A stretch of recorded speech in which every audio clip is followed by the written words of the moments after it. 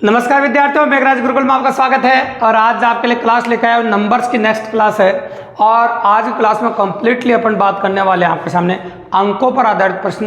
तो अंकों पर आधारित प्रश्न एग्जाम में किस प्रकार के देखने को मिलते हैं, कैसी संख्या बनती है, कैसी संख्या को पलटने के बाद संख्या बनती है, अंकों का योग कैसे पूछता है, अंकों का अंतर कैसे पूछता है, उन सब अंकों के बारे में डिटेल में कंसल्ट करने वाले हैं। और इस प्रकार के प्रश्नों को बाय ऑप्शन कैसे किया जाता है। और 30 सेकंड 40 सेकंड अगर क्वेश्चन करने में लग रहे हो आपको अंकों पर आधारित प्रश्न आज के बाद, पहले अगर आपने कहीं किसी से पढ़े हो तो आपको आज 5 सेकंड में करके देंगे दोस्तों। तो वीडियो कंप्लीट देखें, एंड तक वॉच करें, आपको बहुत मजा आने वाला है, बहुत मजेदार होने वाला है। क्योंकि आज की क्लास में अपन concept plus analysis question completely class discuss करने वाले दोस्तों। तो चलो शुरू करते हैं अंकों पर आधारित प्रश्न। तो अंकों पर आधारित प्रश्न पढ़ने के लिए कुछ इंपॉर्टेंट बातें हैं जो आपको ध्यान में रखनी पड़ेगी। तो कौन कौन सी इंपॉर्टेंट बातें वो सुनिए। सबसे पहले आपको पता होना चाहिए कि 2 अंकों की संख्या कौन सी है। तो अपन बोलेंगे आपके सामने 2 अंकों की संख्या, 2 अंकों की संख्या। अब 2 अंकों की संख्या अपन ने एक्स वाई मान ली, क्योंकि जनरली थॉट मान रहे हैं अपन का 2 अंकों की संख्या होगी आपकी एक्स वाई। इसमें इकाई का जो अंक है, इकाई का अंक वो हो गया आपका वाई। 2 अंकों की एक संख्या, इसमें इकाई का अंक क्या होगा आपका वाई, और इसमें दाएं का अंक हो जाएगा आपका एक्स। दाएं का अंक ये हो जाएगा आपका एक्स। तो इकाई का अंक हो गया आपका y और दाएं का अंक क्या हो गया आपका x। और जब भी कभी ये 2 अंकों की संख्या आपको लिखनी हो तो लिखने का तरीका ऐसा रहेगा भी 10x प्लस वाई। तो जब भी कभी कोई 2 अंकों की संख्या की चर्चा करे तो दिमाग में ये बात जरूर आ जाना चाहिए, वो 10x प्लस वाई बोलना चाहता है। तो 2 अंकों की संख्या इस प्रकार लिखते हैं, इकाई दाएं को 10 से गुणा करते हैं। तो 2 अंकों की संख्या जैसे बोले आपको तो आपके दिमाग में आ जाना चाहिए 10x प्लस वाई कह रहे हैं। तो 2 अंकों की एक संख्या मतलब 10x प्लस वाई। ठीक है, ये ध्यान रखना आप। अंकों को पलटने के बाद बनी संख्या, भाई 2 अंकों की संख्या उसके अंकों को पलट देते क्या बनेगी, अंकों को पलटने के बाद बनी संख्या, पलटने के बाद बनी संख्या। अब अंकों को पलटने के बाद बनी संख्या कौन सी होगी, क्योंकि ये संख्या है x से y चला जाएगा और y की जगह x चला जाएगा, x की जगह y आ जाएगा और y की जगह क्या आ जाएगा x। ये हो जाएगा आपका 10y प्लस x। तो अंकों को पलटने के बाद बनी संख्या ये हो जाएगी आपकी। अब आते हैं अपन अंकों का योग। तो अंकों के योग के बारे में बात कर लेते हैं। अंकों का योग, और अंकों का योग होता है आपका x प्लस वाई। अंकों का योग क्या होता है आपका x प्लस वाई। और एक और चीज काम आती है, अंकों का अंतर। अंकों का अंतर, और अंकों का अंतर होता है भी x माइनस वाई।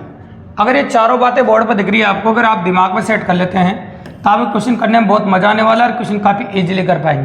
क्योंकि जब भी कभी 2 अंकों की संख्या की चर्चा की जाए उसको 10x प्लस वाई मानना, और अंकों को पलटने के बाद बनी संख्या की चर्चा की जाए 10y प्लस एक्स मानना, और अगर अंकों के योग की बात करें तो x प्लस वाई मानना, और अंकों का अंतर की बात करें तो x माइनस वाई मानना। तो इस प्रकार से आप मान सकते हैं, कोई बड़ी बात नहीं, ये प्रैक्टिकली पॉसिबल है और इस प्रकार से हो जाएगा अभी। ठीक है भाई। अब इसके बारे में बाद अपन बात करेंगे कि एग्जाम में क्वेश्चंस कैसे बनेंगे। तो चलो क्वेश्चंस पॉसिबिलिटी के बारे में बात कर लेते हैं अपन, क्वेश्चन कैसे कैसे बनेंगे। तो एक क्वेश्चन मैं समझा रहा हूँ आपको, फिर अपन और क्वेश्चंस लेने वाले हैं डायरेक्ट लैंग्वेज के माध्यम से, और बाय ऑप्शन भी बताएंगे बाय ऑप्शन कैसे करेंगे आपके सामने। तो एक तो जनरल थॉट वाला क्वेश्चन मैं आपके सामने ले रहा हूँ जिसको करके दे रहे हैं अपन। देखो, तो मैंने बोला आपके सामने 2 अंकों की एक संख्या, 2 अंकों की एक संख्या। जैसे मैंने क्वेश्चन की पहली लाइन लिखी और पहली लाइन लिखते ही दिमाग में ये बात आ गई मेरे कि 2 अंकों की एक संख्या ये होती है, अंकों को पलटने के बाद बनी संख्या। अब जैसे अंकों को पलटने के बाद संख्या बोली तो ये दिमाग में आना ही है आपके। तो अंकों को पलटने के बाद बनी संख्या, ये देखो, अंकों को पलटने के बाद बनी संख्या ये होती है। इन दोनों का जो अंतर है वो 27 है। इन दोनों का अंतर कितना है, 27 है। तो आपसे पूछा अंकों का अंतर ज्ञात कीजिए।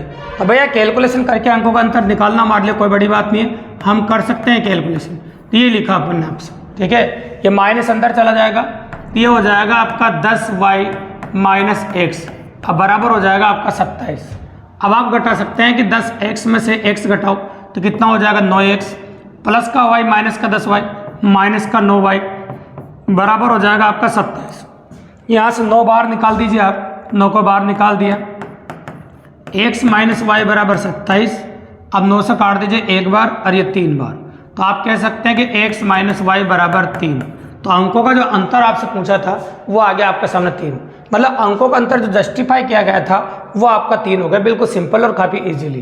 देखो इस क्वेश्चन को कई बार आगे बढ़ा सकता है, और उस क्वेश्चन को आगे बढ़ाने पे क्या करना है वो भी देखिए आप। ये क्वेश्चन आगे बढ़ जाता है कई बार, तो ये जो इन्फॉर्मेशन मैंने आपके सामने बोली है इसमें जो दे रखी है आपके सामने, इस इन्फॉर्मेशन को सेम रखेंगे, इसमें परिवर्तन नहीं कर रहे हैं। तो ये ऐसे कैसे रख रहे हैं अपन, तो क्या बोला, 2 अंकों की एक संख्या और उसके अंकों को पलटने के बाद बनी संख्या, उसका अंतर 27 है। तो ये बोल दिया, ये सोल्व भी कर लिया मैंने, यूँ समझ लो आप। अब बोला उस संख्या के अंकों का योग 5 है, उस संख्या के अंकों का योग कितना है, 5 है। तो संख्या ज्ञात कीजिए, तो ये पूछेगा। एकाएक अंक ज्ञात कीजिए, यह पूछेगा, या फिर दाएं अंक ज्ञात कीजिए, ये पूछेगा। तो एक बात का विशेष तौर से ध्यान रखिएगा कि आप पहले इनको काट दीजिए ताकि ये निकल जाए। x और x कितना हो जाएगा, 2x बराबर 8 और x बराबर हो जाएगा आपका 4।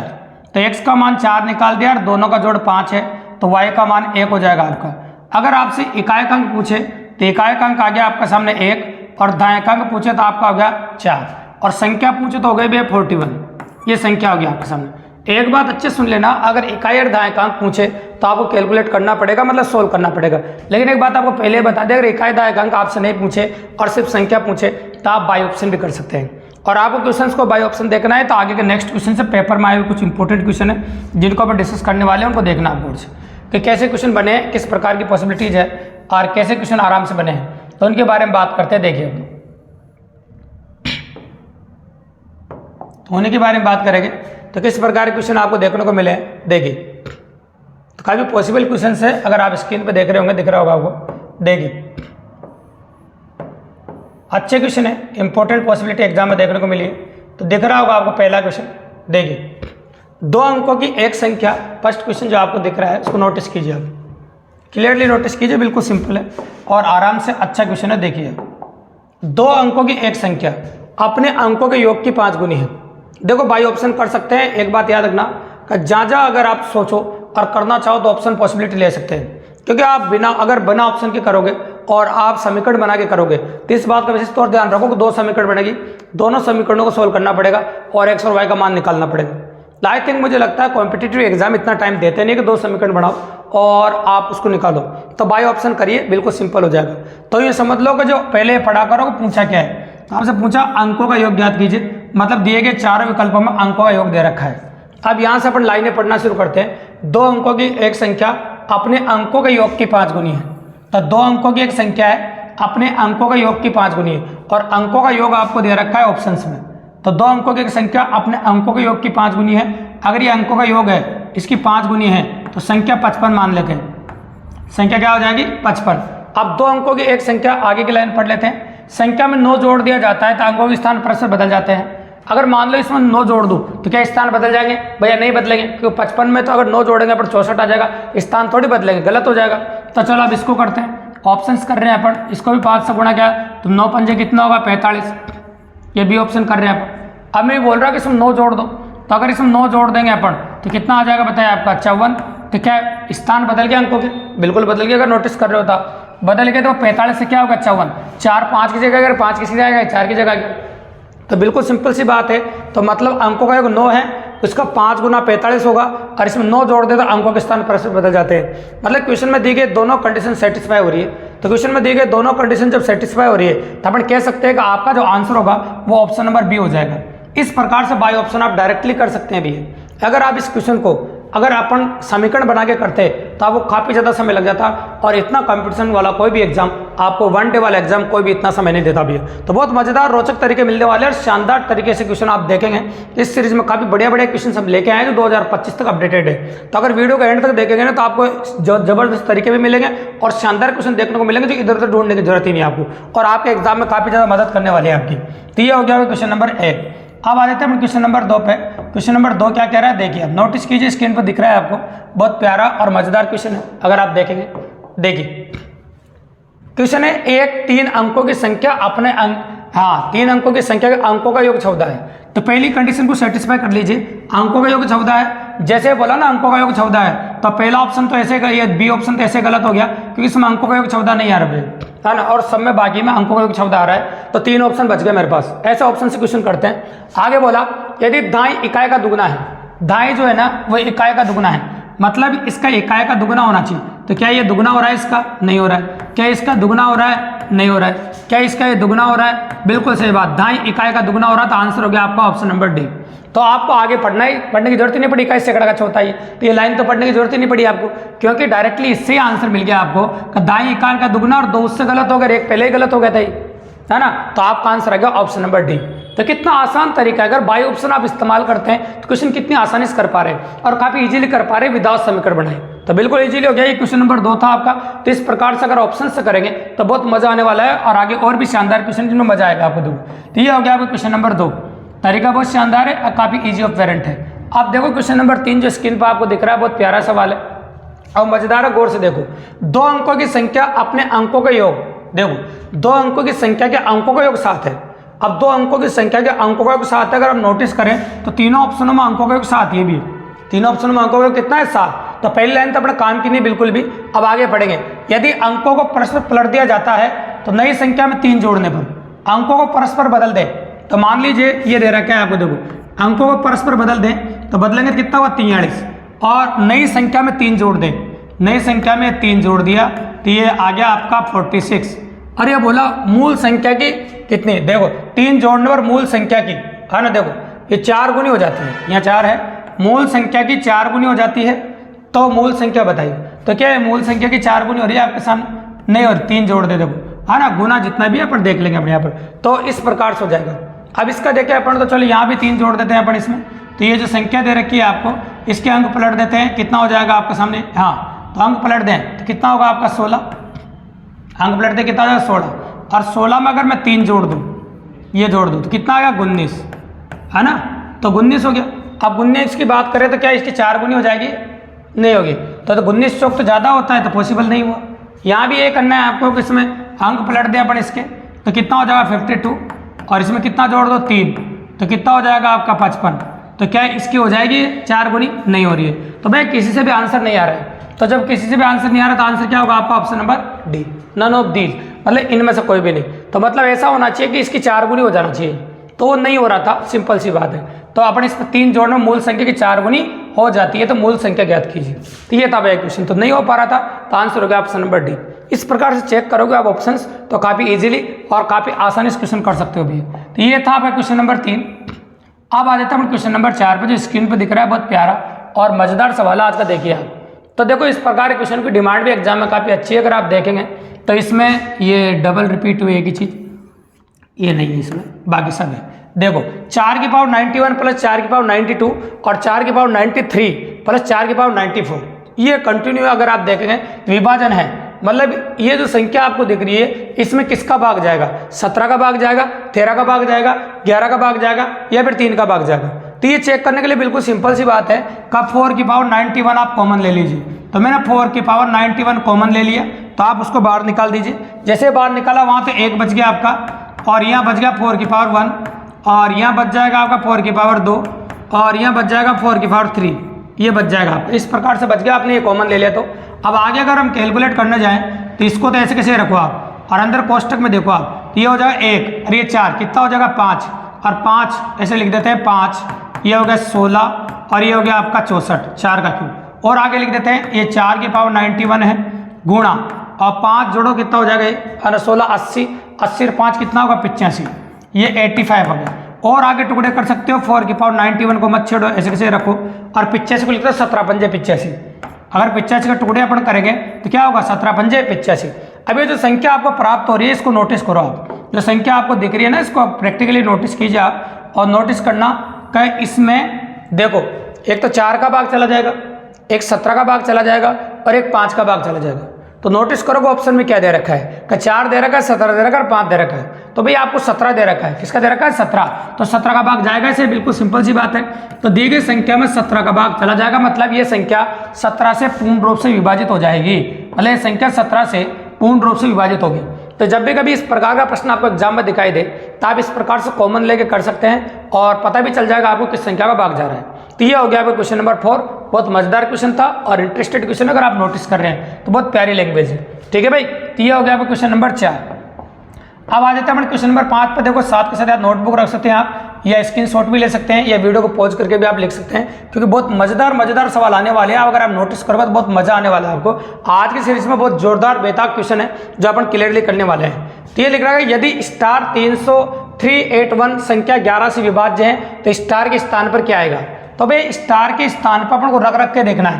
तो अगर स्टार के स्थान पर अपन 0 रख दें यहाँ पर, अगर ये 0 रख देते हैं तो ये संख्या ऐसी बन जाएगी, देखो आपको 381 ऐसी संख्या बन जाएगी 0 रखने के बाद, ठीक है। अब इसमें 11 का भाग दो आप, तो 11 तो 33 नहीं जा रहा है आपका, बिल्कुल सिंपल सी बात है। अब ये 5 रख के देखें अपन 381, अब 11 का पाड़ा बोलो, 11 चौक 44 है ना, कितना बच गया 9, ये 98 हो जाए, 11 88 नहीं जा रहा है। तो देखो ये रखने पर भी नहीं जा रहा है। अब यहाँ रखो 381, अब वापस 11 का भाड़ा बोलिए आप, तो 11 एक कम 11 कितना बच गया 2, तो 11 दूनी 22 है ना, कितना बच गया 6 नहीं जा रहा है। अब 381 को यहाँ रखो 7 के बाद 381, अब इसमें 11 का भाग दीजिए आप, तो 11 का भाग दीजिए, 11 एक कम 11, 11 चंग 66, 11 चंग कितना हो जाएगा 66, कितना बच गया आपका 7, 11 सत्ते 77, 11 एक कम 11। तो जब इस संख्या में भाग जा रहे हो आप तो पूरी बार भाग जा रहा है, ये डिवाइडेड है संख्या, इससे भाग जा रहा है। तो मतलब कह सकते हैं कि ये जो स्टार है इसकी जगह 7 आ जाएगा आपको। अगर स्टार की जगह आप 7 लेते हो तो ये संख्या पूरी विभाज्य हो रही है आपकी, मतलब संख्या का पूरा भाग जा रहा है 11 का। तो ऐसा क्वेश्चन की डिमांड भी कई बार एग्जाम में देखने को मिलता है। ये स्टार आगे हो सकता है, स्टार बीच में हो सकता है, स्टार पीछे हो सकता है, कहीं भी हो सकता है। इसके जो ऑप्शन से जो अंक है उसको रखकर आप कोई संख्या से विभाज्य कराने की बोल देगा आपको। तो इन क्वेश्चन की डिमांड भी आजकल एग्जाम में काफी देखने को मिल रही है कि एएलपी का जो पेपर देखे आपने 2024 के, उनमें भी 1-2 क्वेश्चन ऐसे देखने को मिले हैं। और एग्जाम के अंदर अदर एग्जाम हो रहा है एसएससी जीडी वगैरह, उनके अंदर भी काफी अच्छी पॉसिबल देखने को मिल रही है। तो इस प्रकार का क्वेश्चन एग्जाम में आया हुआ है और इस प्रकार क्वेश्चन आपको देखने को मिलते हैं। तो ऐसा क्वेश्चन भी आप कर सकते हैं बिल्कुल भाग विधि पे, सिंपली बात है, अब विभाजन पे ही। अब आ जाओ क्वेश्चन नंबर 6 पे। तो 6 नंबर क्वेश्चन को आप गौर से देखिएगा, काफी अच्छा क्वेश्चन है और लैंग्वेज देखकर बहुत मजा आने वाला है आपको। 49.15 - 1 किस संख्या से पूर्णतः विभाजित है। तो इस संख्या में देखो किस संख्या में इसका भाग पूर्णतः चला जाएगा, ऐसा आपसे पूछा है। देखो तो अगर आप बात करें आपके सामने तो भाग देने की बात कर रहा है कि किस संख्या का भाग चला जाएगा, है ना। प्रैक्टिकली बात करें तो देखो अगर हम भाग लगाने जाए तो देखो ये जो संख्या दिख रही है आपको 49, क्या दिख रहा है आपको 49। तो और इसमें क्या है, देखो इससे कम संख्या का भाग दे अपन, इससे कम संख्या का भाग दे तो शेषफल हमेशा 1 ही बचता है। शेषफल हमेशा क्या बचता है 1। तो आपको पता है 49 की पावर, ये देखो अपन ले लेंगे आपके सामने 49 की पावर 15 - 1, है ना। अगर इसमें हम 48 का भाग देते हैं तो शेषफल 1 बचेगा। एक कम संख्या का भाग, जब किसी भी दुनिया की किसी भी घातांक की संख्या में जब एक कम संख्या का भाग दिया जाता है तो शेषफल हमेशा 1 ही बचता है। और शेषफल 1 बचेगा तो ये घट जाएगा तो 0 आ जाएगा, तो पूर्णतः विभाजित हो रही है, बिल्कुल सिंपल सी बात है। अब देखो अपन कह रहे हैं किस संख्या से पूर्णतः विभाजित है, तो 48 से पूर्णतः विभाजित है, लेकिन 48 तो आपको ऑप्शन में दे ही नहीं रखा है। जब 48 आपको ऑप्शन में नहीं दे रखा है और आपको क्वेश्चन करना है तो क्वेश्चन कर सकते हो भैया, तो क्योंकि आपको 48 के टुकड़े करने पड़ेंगे। फिर 48 के टुकड़े होते हैं भैया 6 × 8, 48 टुकड़े क्या होते हैं आपके 6 × 8। तो देखो 48 का जब भाग जाएगा इसमें तो फिर 6 का भी जाएगा और 8 का भी जाएगा।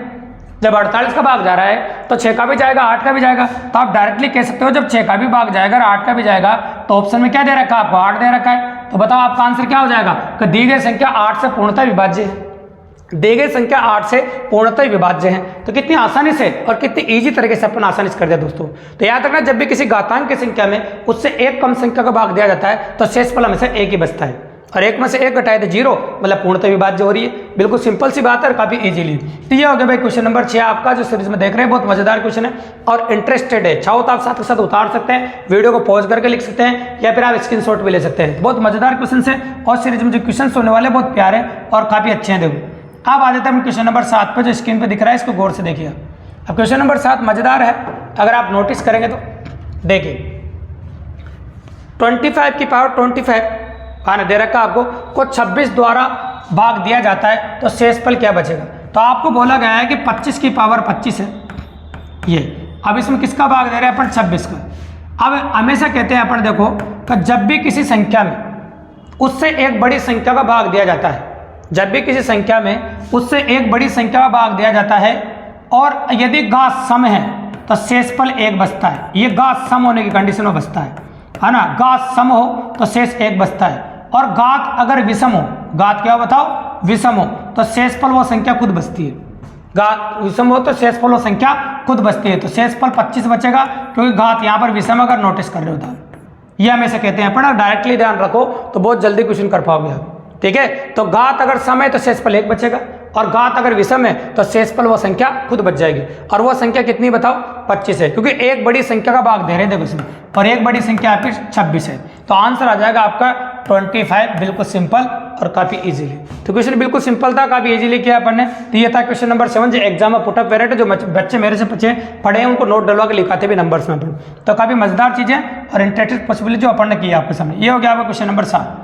अब आ जाते भाई क्वेश्चन नंबर 8 पे। बहुत प्यारा सवाल है, स्क्रीन पे आपको दिख रहा है। जैसे आपको स्क्रीन पे क्वेश्चन दिखे आप करने की कोशिश किया करो नोटबुक में लिख के, और आपसे टाइमिंग भी पता चल जाए कितने टाइमिंग में आप क्वेश्चन कर पा रहे हैं। तो देखो आप 67 की पावर 67 प्लस 67 को 68 से विभाजित किया जाए तो शेषफल क्या होगा, मतलब 68 से भाग दिया जाए तो शेषफल क्या प्राप्त होगा, आपको ये पूछा गया आपसे।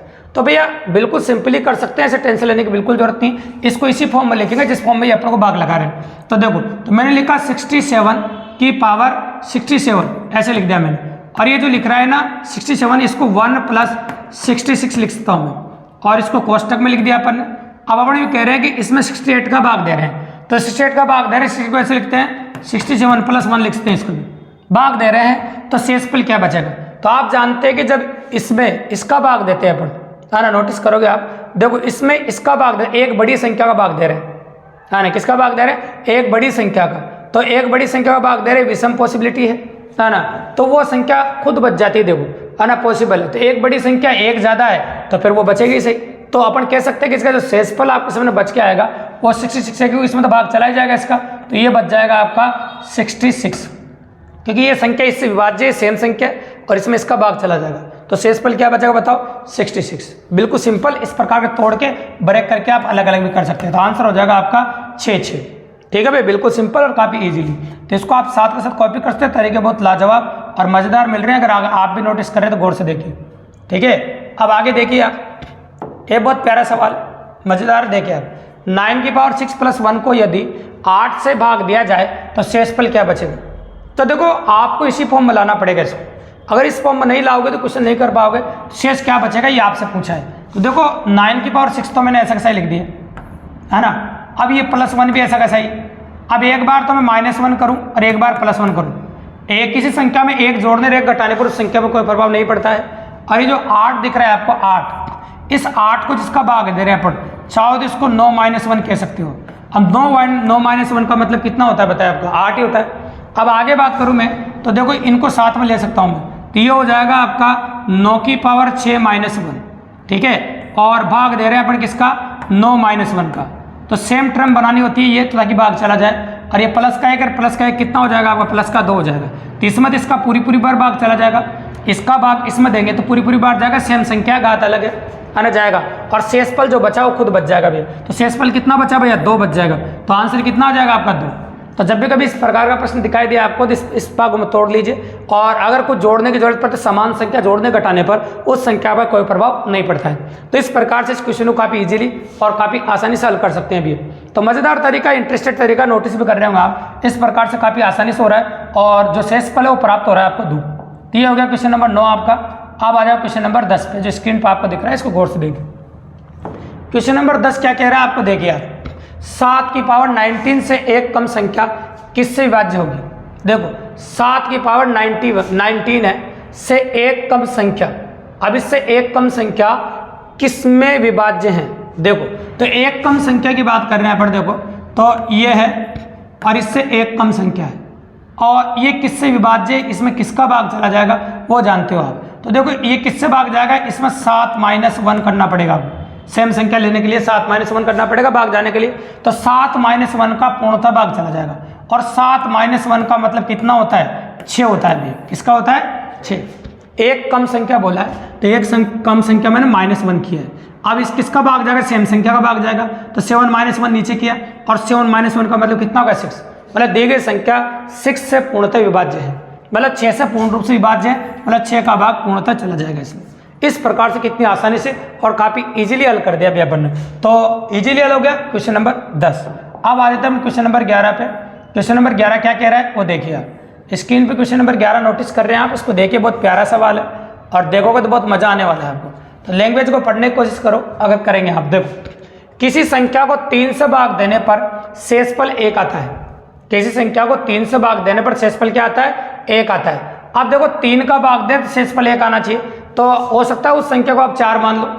क्या मान लो? 4। लेकिन 4 थोड़ा छोटा पड़ जाएगा, थोड़ा सा अपन बढ़ा लेते हैं। तो माना हुआ संख्या 10 है। माना हुआ संख्या क्या है बताओ? 10। देखो इसको तो इस क्वेश्चन करने की ट्रिक भी होती है, लेकिन ट्रिक क्या फंस जाओगे, कई बच्चों को याद नहीं रहता। देखो जो अपन बोला ना, पहला शेषफल बराबर दूसरा शेषफल गुणा पहला भागफल, इनको अगर कैलकुलेट करें तो आंसर आ जाता है। लेकिन देखो हो सकता है कि अभी तो आपको याद रह जाए मैं बोलूँ जो, और बाद में हो सकता है कि एग्जाम टाइप आपको याद नहीं रहे। तो बाय ऑप्शन या संख्या सोचकर कैसे करते हैं वो सुनो आप, वो ज़्यादा इंपॉर्टेंट रहेगा आपके। तो मान लीजिए वो संख्या 10 है, वैसे तो 4 मान सकते थे आप, क्योंकि 3 में भी 4 का भाग देने पर 1 शेषफल आ जाता है ना। तो वैसे तो आप 10 मान लिया मैंने। अब देखो 10 में ये सारी कंडीशन सेटिस्फाई कर रहा हूँ मैं। देखो 10 में 3 का भाग देने पर शेषफल 1 आ रहा है। 10 में अगर मैं 3 का भाग दूँ तो शेषफल कितना आ जाएगा? 1 आ रहा है, दिख ही रहा है आपको, बिल्कुल सिंपल सी बात है। जब इस भागफल को, अब भागफल कितना प्राप्त हो रहा है? देखो आपको भागफल प्राप्त होगा आपको 3। जब अपन कहेंगे आपके सामने इसमें 3 का भाग देंगे, किसका भाग देंगे? 3 का, तो शेषफल तो प्राप्त होगा आपको 1। शेषफल तो कितना प्राप्त होगा आपको? 1। और भागफल कितना प्राप्त होगा? 3। भागफल 3 होगा ना, 3 3 होगा, तो भागफल आपको प्राप्त होगा 3। अब आप बोल रहे हैं इसके भागफल को 2 से भाग दिया जाता है। भागफल को किसका भाग दिया जाता है? 2 का। तो भागफल आपका 3 और भागफल को 2 से भाग दिया जाता है। अब 2 से भाग दिया जाता है तो शेषफल 1 प्राप्त होता है, तो बिल्कुल 1 ही शेष प्राप्त हो रहा है अभी, कंडीशन सेटिस्फाई हो रही है ना। तो अगर भाग दे रहे शेषफल 1 प्राप्त आता है। यदि प्रारंभिक संख्या का 6 से भाग दिया जाए तो शेषफल क्या होगा? तो आपसे बोला प्रारंभिक संख्या को 6 से भाग दे रहे, शेषफल क्या आएगा? तो प्रारंभिक संख्या कौन सी थी भैया? 10 थी अपनी, इसको हम 6 से भाग दे लें, तो 10 को जैसे अपन 6 से भाग देंगे तो शेषफल कितना आ रहा भैया? 4 आ रहा है। शेषफल कितना आ रहा है आपका? 4। तो इस प्रकार संख्या मान के भी क्वेश्चन कर सकते हो। तो प्रारंभिक संख्या को जैसे हम 6 से भाग दे रहे हैं तो शेषफल आपको प्राप्त हो रहा है 4। और इस क्वेश्चन का आंसर भी 4 ही भी है, क्योंकि अगर हम उस मेथड से भी करते तो 4 ही कर पाते। क्योंकि देखो आपको कहते हैं शेषफल 1 बराबर 1 गुणा 3, ये ट्रिक होती है। अगर ये तो था आपका फर्स्ट मेथड, ट्रिक होती है इसकी, पहला शेषफल 1 है प्लस दूसरा शेषफल कितना है? 1 है, अब गुणा पहला भाजक, इसका हम भाग दे रहे 3, तो 3 एकम 3, 3 रहे कितना होगा आपका? 4। तो इससे भी आंसर जो बनता है आपका वो 4 ही बन जाता। लेकिन भैया ये ट्रिक किसी को याद रहती नहीं है और ये क्वेश्चन के हिसाब से बदल जाती है, लेकिन बाय ऑप्शन करो तो बदलने के सवाल पैदा ही नहीं होते। तो मैंने दोनों तरीके बता दिए, जो तरीका आपको पसंद आए वो आप लिख सकते हैं, कोई 100% पॉसिबिलिटी, क्योंकि एक क्वेश्चन करने के बहुत सारे तरीके होते हैं भी। लेकिन मुझे तो ये अच्छा लगा, क्योंकि अच्छा इसलिए लगा कि आप बाय ऑप्शन पॉसिबल कोई भी संख्या मानकर क्वेश्चन कर सकते हैं आप। ठीक है, तो ये हो गया क्वेश्चन नंबर 11 आपका। अब क्वेश्चन नंबर 12 करने के लिए स्क्रीन पर दिख रहा है आपको, ऐसे क्वेश्चन की डिमांड एग्जाम में बहुत ज़्यादा है, जिसकी घात बहुत ज़्यादा होती है। ये तो फिर भी आपको 50 में 100 में घात दे रखी होगी आपकी, लेकिन कई बार एग्जाम में ऐसा भी होता है कि घात हज़ारों में भी हो सकती है, 500 400 में होती है। तो इन क्वेश्चनों को आसानी से कैसे करें? तो जब भी कभी इस प्रकार का प्रश्न आए ना, या तो सबसे बड़ी पूछता है या फिर सबसे छोटी पूछता है, या तो आपसे बड़ी पूछ लेता है या फिर क्या पूछता है? छोटी। तो भैया जब भी कभी ऐसा क्वेश्चन हो ना, तो आपने घातांक में नियम पढ़ा होगा, जब घात के ऊपर घात होता है घातें गुणा हो जाती है। तो इन सबको घात के हिसाब से तोड़ दीजिए। तो घात के हिसाब से तोड़ सकते हैं अपन, जैसे मैं इसको तोड़, देखो 2 की पावर 5 और पावर 10 ऐसे तोड़ दो आप, क्योंकि इनको गुणा करेंगे तो वापस 2 की पावर 50 आ जाएगा। सिंपल सी बात है। इसको भी ऐसे तोड़ दो आप, 3 की पावर 4 और ये ऊपर की घात कॉमन रखना 10, क्योंकि सब में से 10 कॉमन आ रहा है, 10 का भाग जा रहा था सब में, तो मैं 10 10 हटा रहा हूँ सब में से। बिल्कुल सिंपल सी बात है। ये 4 की पावर 3 ऐसे लिखा आपने, ये 10 कर दिया, और ये 5 की पावर 2 ये 10 कर दिया, और ऊपर जो 10 10 लिखा उससे अपन को कोई मतलब नहीं भी है, और 10 10 तो ऐसा होता है ना, तो उससे तो कोई मतलब नहीं। आगे बात कर लेते, देखिए 2 की पावर 5, 2 की पावर 16 होता है, और 5 कितना होता है? 32, इसका मान 32 हो गया। इसका मान 3 की पावर देखो 4 है, तो ये हो जाएगा आपका 81, और ये 4 की पावर 3 कितना हो जाएगा आपका? 64, और 5 की पावर 2 कितना हो जाएगा आपका? 25। अब आप क्लियरली बता पा रहे कि सबसे बड़ी संख्या कौन सी? तो सबसे बड़ी संख्या आप दिख ही रही होगी आपको, ये 81 सबसे बड़ी संख्या है, मतलब दूसरे नंबर पर जो दे रखी है आपको, मतलब 3 की पावर 40, 3 की पावर क्या होगा?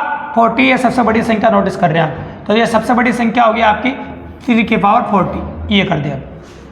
ठीक है भाई, तो इस प्रकार से काफ़ी इजीली और काफ़ी आसानी से हल कर दिया अपन ने। ऐसा क्वेश्चन भी एग्जाम में डिमांडेड है।